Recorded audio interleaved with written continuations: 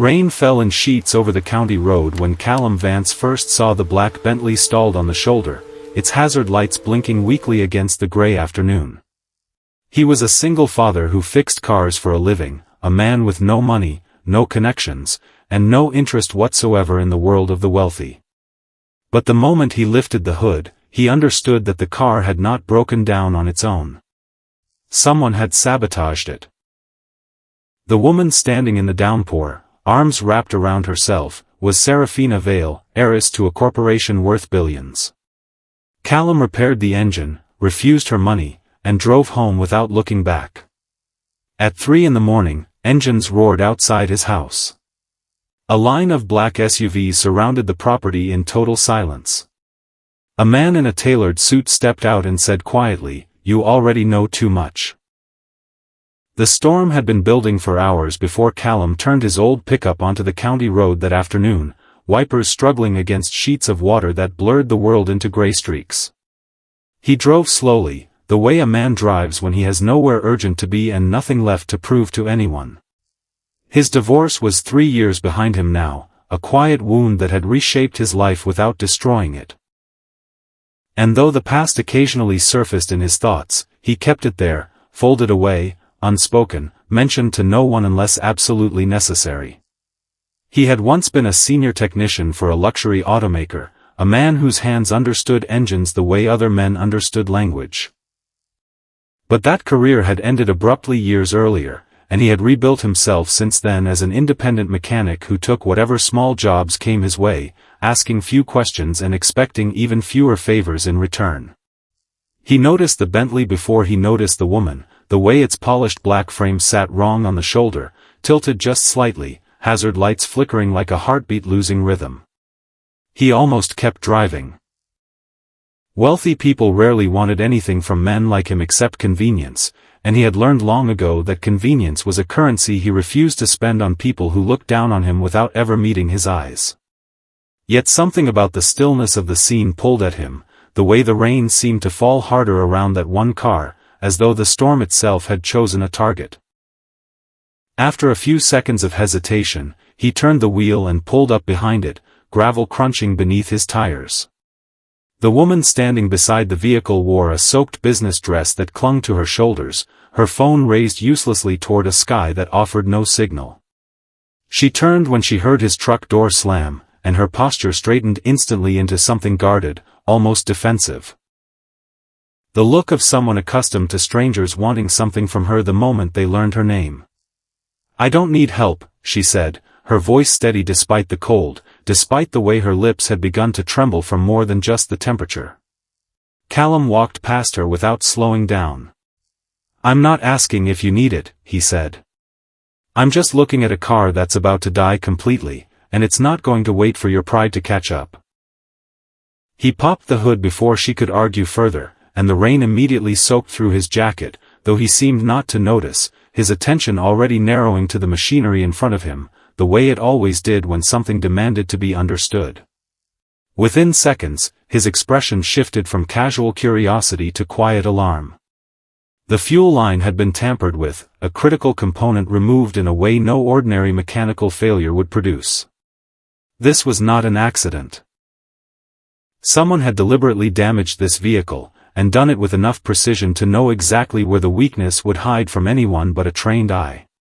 He glanced up at her, and for the first time she looked less like a stranger demanding privacy and more like a woman standing at the edge of something she did not yet understand, something larger than a stalled engine on a rainy road. Neither of them spoke for a long moment, the silence filled only by rain drumming on metal and the distant hush of passing traffic. Neither of them yet realized that this single encounter, born from a broken engine and a storm neither had chosen, would rewrite the direction of both their lives entirely. Before he finished the repair, Callum's fingers brushed against something small and out of place, tucked beneath the engine compartment. A device no larger than a coin, wired carefully into the vehicle's electronics with a precision that unsettled him more than the sabotage itself. He said nothing. He simply worked it free with the patience of a man who had spent decades learning that panic never fixed anything, and slid it into his pocket without a word, his jaw set tight as new questions began forming behind his calm expression. Callum worked through the downpour with the same unhurried focus he brought to every job, water running down his forearms as he tightened connections and checked pressure lines by feel alone, ignoring the cold that had settled into his bones an hour earlier. Serafina watched him from beneath a small umbrella she had finally located in the trunk, studying the careful economy of his movements, the way he never rushed and never hesitated. When she finally asked what she owed him, he named a price so small it startled her, a number that would not have covered the cost of the coffee she drank that morning, let alone the vehicle she was riding in. She reached instinctively for a credit card, the gesture automatic after years of solving every problem with money. But he shook his head before she finished pulling it from her wallet. "I fix cars," he said, wiping his hands on a rag pulled from his back pocket. "I don't sell my self-respect." Serafina stared at him for a moment, genuinely caught off guard by the flatness of his refusal. She was used to people who wanted something from her, favors disguised as kindness, attention disguised as loyalty, entire friendships built on the scaffolding of her family's name. Callum, standing there soaked and unimpressed, wanted absolutely nothing at all. "Do you know who I am?" she asked, and the question came out softer than she intended, almost curious rather than proud, as though she genuinely wanted to know what his answer would be. Callum closed the hood with a solid clunk that echoed through the rain. "A woman who got lucky enough not to die in the rain today," he said, and something in his flat, unbothered delivery made her laugh, a short, surprised sound that seemed to catch her as much as it caught him. It was the first time in longer than she could remember that laughter had come without calculation, without an audience, without anyone watching to judge whether it looked appropriate. Once the engine turned over cleanly on the second try, she asked his name, and he told her simply, "Callum Vance." The name struck her harder than she expected, tugging at a memory buried deep in old corporate files. A technician years ago who had uncovered something serious and then vanished from every record afterward without explanation. She said nothing about the recognition, only studied him a moment longer than necessary, filing the name away for later, aware that coincidence rarely explained anything in her world. She offered him a business card, the kind embossed with gold lettering and a private number few people ever received, but he declined it with a small shake of his head. "What if I need you again?" she asked, half joking, half testing him, watching closely for the flicker of interest she was so used to seeing in other men's eyes. "If the car breaks down again," he said, "call a mechanic." And then he walked back to his truck without waiting for a reply, leaving her standing in the rain with an expression she could not quite name. She watched his taillights disappear down the road, and for the first time in years she felt something unfamiliar stir beneath her practiced composure, a flicker of curiosity toward a man who had wanted absolutely nothing from her. By the time her driver arrived to escort the repaired Bentley the rest of the way home, she was still turning his name over in her mind, uncertain why it refused to let her go, why a single afternoon on a flooded road had unsettled her more than an entire quarter of boardroom battles. When she finally reached the estate that evening, soaked and exhausted, a single anonymous message waited on her private line, 3 words glowing on the screen: "Do not trust the man who fixed your car." Callum reached his small house well after dark, unaware that Serafina had already begun quietly investigating everything about him. He showered, made himself coffee out of habit rather than need, and sat at his kitchen table, turning the small device over in his fingers, studying it the way he once studied engine components for a company that had long since forgotten his name. It was not an ordinary tracker. Its casing was too refined, its wiring too deliberate, clearly built by someone with resources far beyond a typical thief or vandal. And the more he examined it under the kitchen light, the more certain he became that it had been designed for something far darker than surveillance alone. He began to wonder, with growing unease, why the car of a billionaire heiress would be secretly monitored in the first place, and why whoever placed the device had gone through so much trouble to disguise it as sabotage rather than a simple tracking unit. 3 in the morning arrived quietly, without warning, the kind of hour where a house feels emptier than usual. It was then that Callum heard the sound of engines pulling onto his narrow street. He rose from bed and moved to the window, watching as one black SUV rolled to a stop outside his fence, followed by a second and then a third, until a full ring of vehicles surrounded the property like a noose slowly tightening around a house that had never asked for any of this. There were no sirens, no flashing lights, no explanation offered by anyone standing outside in the dark. Callum killed every light in the house without hesitation, moving through the familiar rooms by memory alone, his pulse steady despite the tightening pressure building in his chest with every passing second. A man in a dark suit stepped out of the lead vehicle and approached the door with unhurried confidence, the posture of someone who had done this before and expected no resistance whatsoever. He knocked twice, calm and deliberate, the sound almost polite against the hush of the night. "Mr. Vance," the man said through the door, his tone almost courteous, as though he were delivering nothing more than an unexpected package. Callum remained silent, weighing the small device still resting in his palm, calculating every possible exit from a house he suddenly wished had more than one. "We know you took something from the Bentley," the voice continued, low enough to carry menace without ever raising in volume. In that instant, Callum understood the truth with sudden clarity, the pieces finally sliding into place behind his calm expression. He was not being hunted because he had repaired a stranger's car in the rain. He was being hunted because he had discovered the secret hidden inside it, a secret someone was willing to surround a stranger's home in the dead of night to reclaim. "If you want to see morning," the man outside said, his voice dropping lower, almost gentle in its threat, "hand it over now, and none of this needs to go any further than tonight." Callum looked out through a narrow gap in the curtains at the ring of vehicles pressing against the edges of his small yard, counting headlights, counting silhouettes, weighing silence against confrontation with the same patience he brought to every broken engine. He answered at last, his voice flat and unshaken, carrying just enough steel to make the man outside pause. "Then you've come to the wrong house," Callum said. And somewhere beyond the fence, an engine idled a little longer than necessary, as though the men outside were reconsidering just how simple this night was actually going to be. Serafina learned of the danger surrounding Callum's home within the hour, alerted by a private security contact who monitored certain frequencies out of old loyalty to her late father rather than any obligation to the current administration of the company. She immediately called the one person inside her organization she still trusted without reservation, only to be met with an unexpected warning rather than support. "Don't get involved," the voice on the line urged her, careful and clipped, the words chosen with obvious deliberation. And something in that caution told her the danger reached further inside her own company than she had ever allowed herself to imagine. Somewhere within Vale Meridian, someone was feeding information to people who wanted Callum silenced, and that realization chilled her more thoroughly than the storm outside ever had. She did not wait for permission or protocol, did not stop to consider what the board might think if word ever reached them.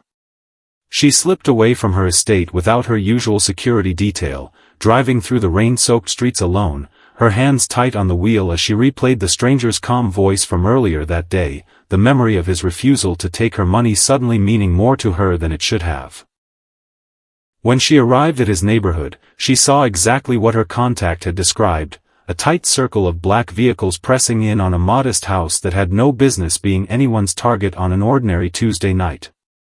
Rather than retreat, she stepped directly into the confrontation, walking past parked vehicle after parked vehicle with the same unshakable composure she used in boardrooms filled with men twice her age. The moment she emerged fully into the beam of the headlights, the men outside visibly changed posture, their casual menace collapsing into careful restraint. None of them wanted to be seen threatening the heiress of the very corporation some of them still secretly answered to, whatever quiet orders had brought them to this street in the first place. Callum opened the door once he recognized her voice cutting through the tension outside, sharp and commanding in a way it had not been that afternoon in the rain. Serafina walked past the stunned men without hesitation, straight into his home, her heels clicking against the wooden floor as she crossed the threshold. "You still have it?" she asked, not quite a question, already knowing the answer before he spoke. "I do," he answered simply. "I need it," she said. "I need to know why people want me dead before I hand over anything," he replied, and for a moment they simply studied each other across the narrow kitchen, two strangers suddenly bound by the same danger neither of them had asked for. It was then that Callum finally told her the truth about his past, the story he had buried for years beneath calloused hands and quiet routine, a history he had never planned on repeating to anyone again. Long before the SUVs, long before the rain, he had worked as a senior technician for Vale Meridian Group itself and had discovered a serious defect buried inside the braking systems of one of their luxury vehicle lines, a flaw capable of costing lives if left unaddressed. He filed a report through every proper channel available to him, following procedure exactly as he had been trained. The report vanished without explanation, swallowed somewhere between departments that never spoke to each other. Blame for a subsequent incident was quietly redirected onto him instead, and within months his career collapsed entirely, his reputation destroyed by people who never had to answer for what they had actually done to protect a bottom line. His marriage did not survive the fallout either, the strain of lost income and public humiliation eroding something that had already been fragile, and he became a single father afterward, rebuilding his life quietly through the honest labor of a garage rather than the corporate ladder that had betrayed him. He kept the details of raising a child out of the story entirely, mentioning only enough of his past to explain the walls he had built since, the reasons he trusted machines more easily than people. Serafina absorbed every word in silence, piecing together names and dates she recognized from files she had once been told did not exist, files she had assumed were simply bureaucratic errors rather than deliberate erasures. When Callum finished, she looked at him with something between anger and recognition burning behind her eyes. "The man who destroyed your career," she said slowly, each word measured and deliberate, "is sitting on the board of my company right now." The revelation opened a wider and more dangerous world than either of them had expected, one built around a man named Gideon Rohr, the vice chairman of Vale Meridian Group and the very executive who had once buried Callum's technical report to protect the company's reputation at any cost. Gideon was 52 years old, impeccably composed in every public appearance, ambitious in ways he never voiced aloud, and utterly convinced that he alone deserved to run the empire Serafina's father had built from nothing. He never issued threats directly. He never needed to. He simply arranged circumstances so that other people did the threatening for him while he remained untouchable behind layers of polished charm and carefully cultivated relationships throughout the company. Over the following days, Callum and Serafina began piecing together the full scope of what Gideon had hidden for years, working late into the night at Callum's kitchen table with the small device connected to an old laptop that still ran diagnostic software from his years in the industry. They uncovered evidence that Gideon had concealed a serious manufacturing defect from regulators for over a decade, quietly manipulated several members of the board through years of favors and carefully applied pressure, and constructed a hidden network of shell accounts designed to funnel company funds into his personal control without ever raising a flag on the official books. Most alarming of all, they discovered his plan was already in motion to remove Serafina from any real authority over the very corporation that bore her family's name, timed to coincide with an upcoming vote she had not yet been warned about. The device Callum had removed from the Bentley held encrypted data proving each piece of this scheme. Financial trails connecting shell company after shell company until they all converged on a single investment fund quietly controlled by Gideon himself, hidden behind a chain of holding companies registered in 3 different countries. Serafina's anger flared as the numbers scrolled across the screen, her jaw tightening with every new discovery, every new betrayal she had never suspected from a man who had attended her father's funeral with tears in his eyes. "We can't confront him without solid proof," Callum warned her, his voice calm but firm, a hand resting briefly on the edge of the table between them. "I'm not used to running from anything," she replied, meeting his eyes without flinching. "Neither am I," he said.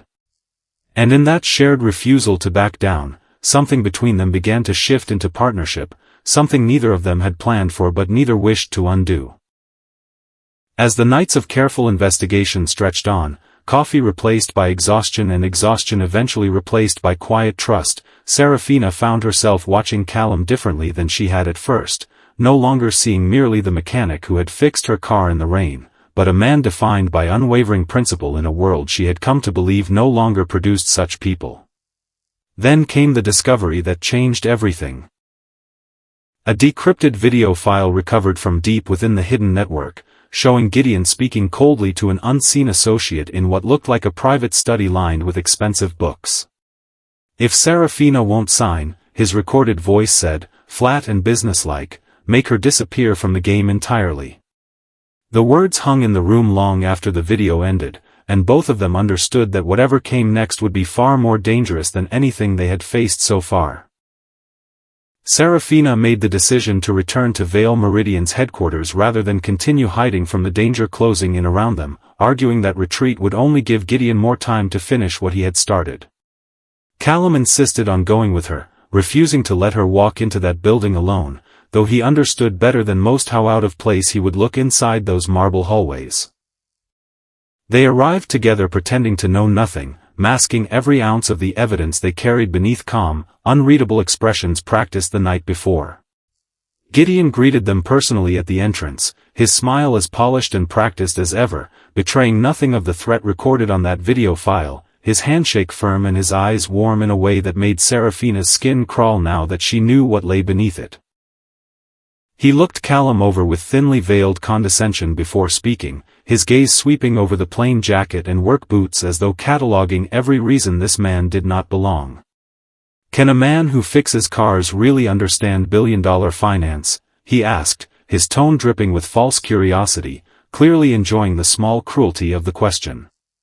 Callum let the silence stretch a beat longer than comfortable before answering. "No," he said simply, and Gideon's smile widened slightly, mistaking the admission for weakness rather than patience. Then Callum continued, his voice unwavering, quiet enough that only the three of them could hear it clearly.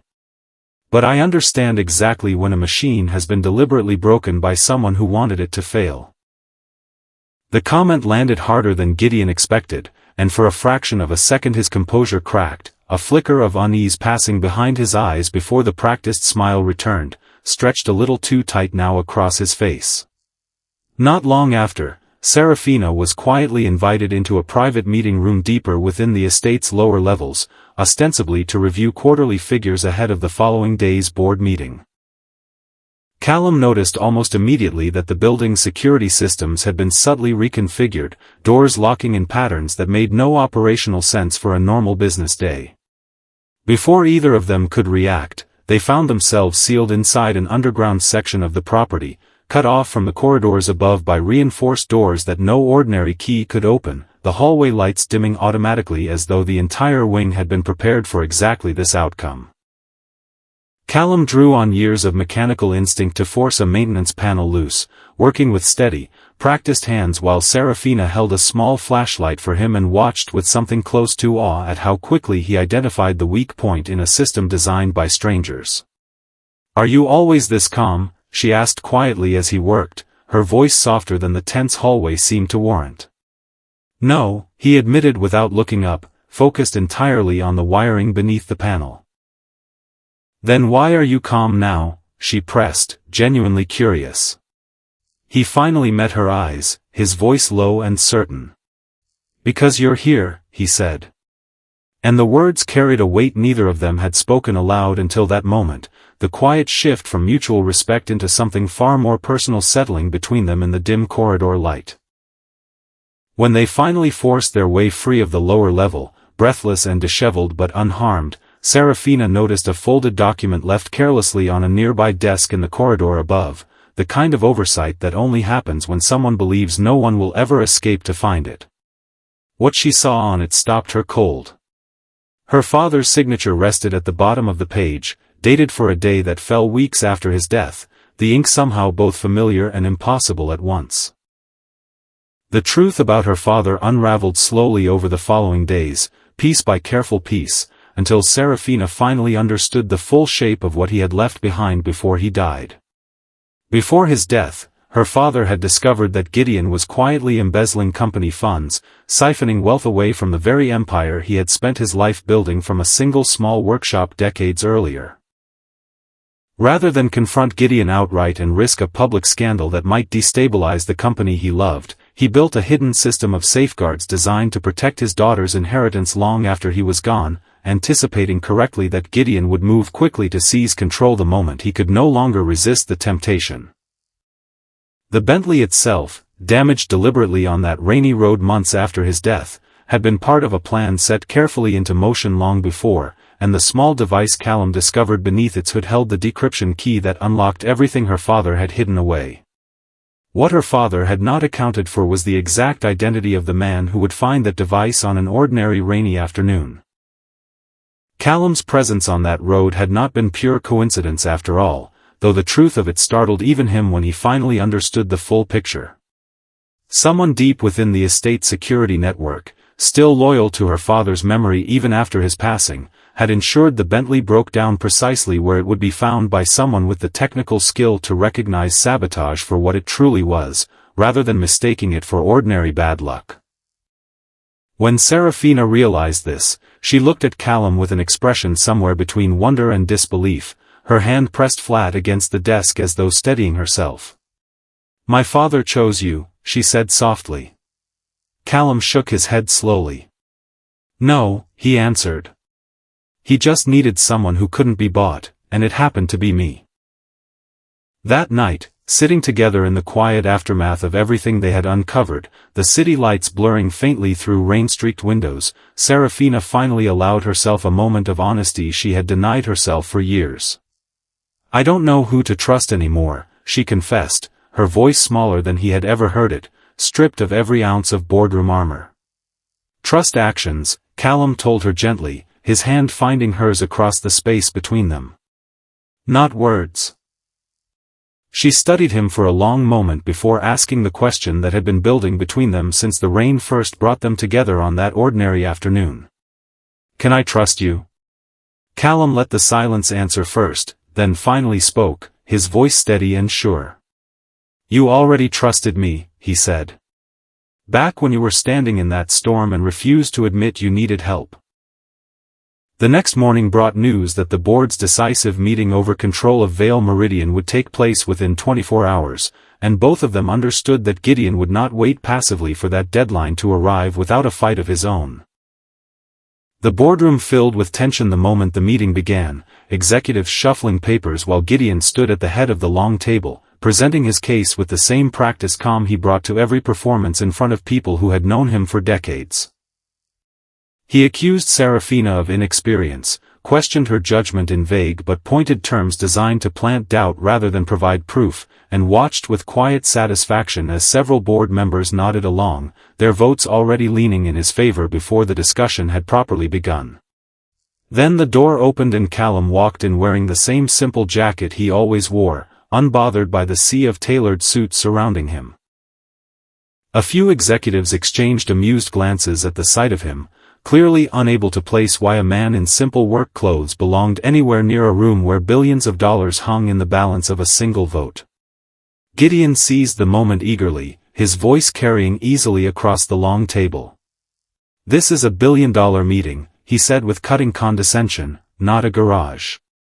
Callum said nothing in response to the jab. He simply crossed the room, set the small device on the polished table with a quiet click, and stepped back as Serafina activated the connected display, letting the evidence speak for itself in front of everyone gathered. The screen filled with everything they had uncovered together over the previous weeks. Shell accounts unraveling one after another, wire transfers tracing a clear path back to Gideon's private holdings, timestamps and signatures laid bare for every board member to see without room for denial. Gideon's composure finally shattered under the weight of it, his voice rising as he tried desperately to redirect blame toward Callum, insisting loudly that the evidence had been fabricated by a man with an old grudge against the company. Callum answered calmly, producing the original technical report he had filed years earlier, the very document Gideon had once believed permanently erased from every system, proof that the truth had been buried but never truly destroyed, no matter how deep they had tried to bury it. Serafina turned to face the stunned board members, her voice steady and unshaken despite the storm of emotion beneath it. "The man you all just dismissed," she said, "has saved this company for the second time in his life. And this time, none of you can pretend it never happened."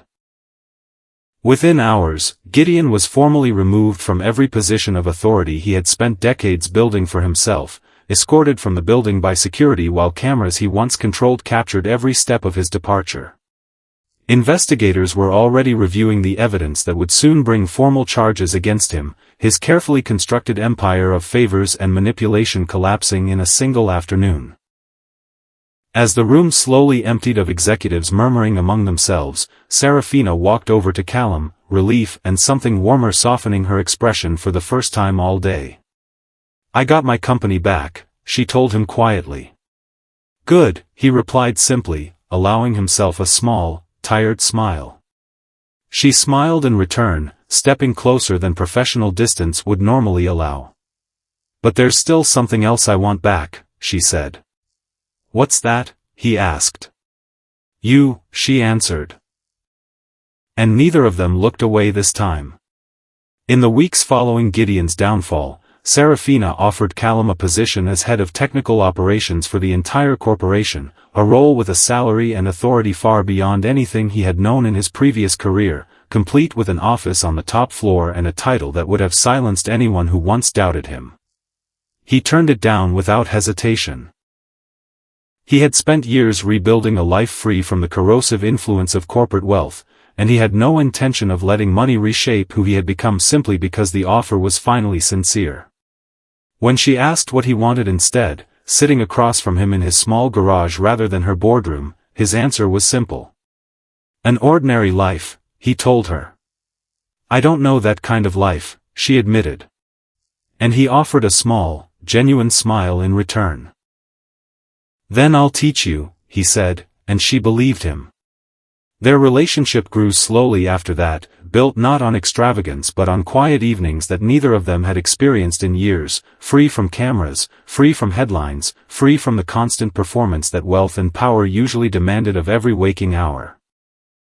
Serafina spent afternoons in his small garage learning to change oil and identify basic engine trouble, her hands growing rough in ways her old world would have found scandalous, laughing at herself when she dropped a wrench for the third time in an hour. Callum slowly learned to navigate boardrooms and formal dinners without feeling like an outsider trespassing in someone else's life, learning which fork belonged to which course and pretending not to care while secretly appreciating her patience. For the first time in years, both of them felt like themselves rather than roles they had been forced to play for other people's comfort. The peace did not last uncontested for long. Word of their relationship eventually reached the press, splashed across headlines that reduced years of quiet trust into a single sensational sentence, and several major shareholders voiced open disapproval in meetings and private calls that reached Serafina's desk within days. They argued that a billionaire heiress had no business building a life with a man who repaired cars for a living, that the company's image demanded something more polished, more predictable. The pressure mounted quickly, phone calls and pointed emails piling up faster than either of them could answer. Callum, unwilling to become the reason Serafina lost everything her father had built with his own two hands, made the difficult decision to step away, packing a small bag one evening while she was still at the office.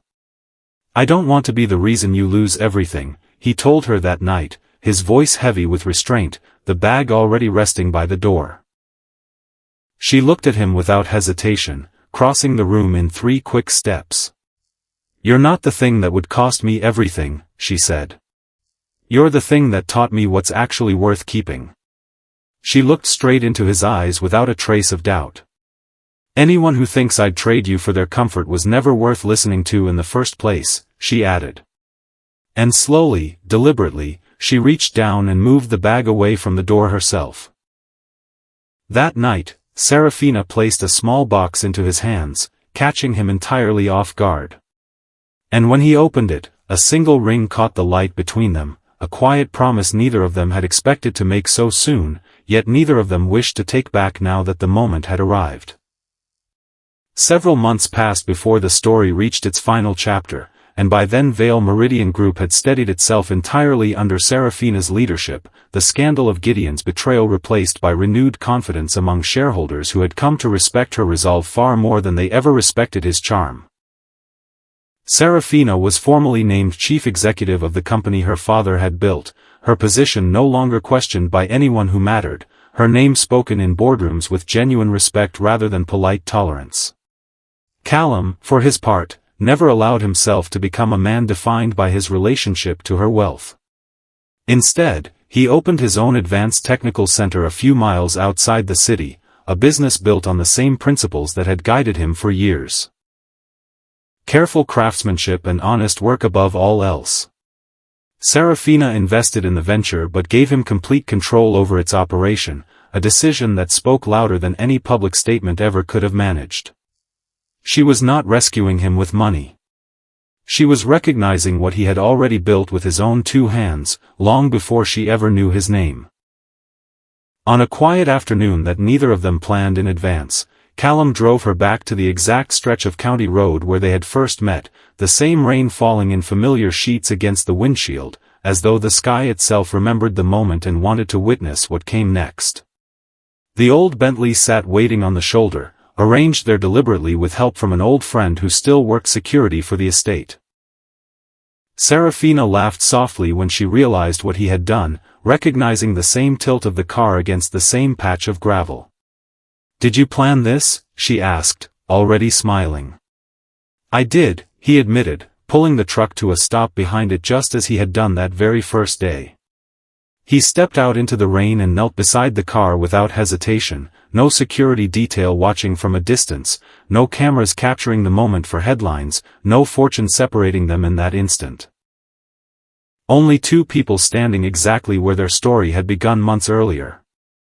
"That day I fixed your car," he said, opening the small box he had carried with him for weeks, waiting for the right moment to return to this exact place. "Today, I'm asking you to let me fix the one part of my life that was still missing." Serafina's composure finally broke, tears mixing freely with the rain on her cheeks as she nodded again and again, unable to find her voice for a moment. "Yes," she finally said simply, and the word carried more weight than any contract she had ever signed in her entire life, more weight than any headline that had ever carried her name. Their wedding took place in a small garden weeks later, modest and quiet by the standards of her old world, attended only by the people who genuinely cared for them rather than those who wished merely to be seen beside their fortune. Serafina wore a simple white dress, elegant without excess, her hair loose the way she rarely allowed it to be in public, while Callum stood beside her in a plain black suit that suited him far better than any tailored extravagance ever could have managed. As they exchanged rings beneath a canopy of string lights, Serafina looked at him with an honesty she had rarely allowed herself before that rainy afternoon on the county road. "I used to have everything," she said quietly, just for him to hear. "And now?" he asked, his thumb brushing gently across her knuckles. She smiled through her tears, glancing briefly at the small gathering of friends watching them. "Now I have something I never actually had before," she said. "What's that?" he asked, though he already suspected the answer. "Someone who stays," she answered. And the small crowd around them fell into a warm, contented silence. After the ceremony ended, the two of them stood together beneath the covered porch as rain began to fall once more, softly this time, without the urgency of that first storm that had brought them together in the first place. Callum glanced out toward the road, an old habit he had never quite shaken even after everything that had changed in his life. Serafina laced her fingers through his, watching him with quiet amusement rather than concern.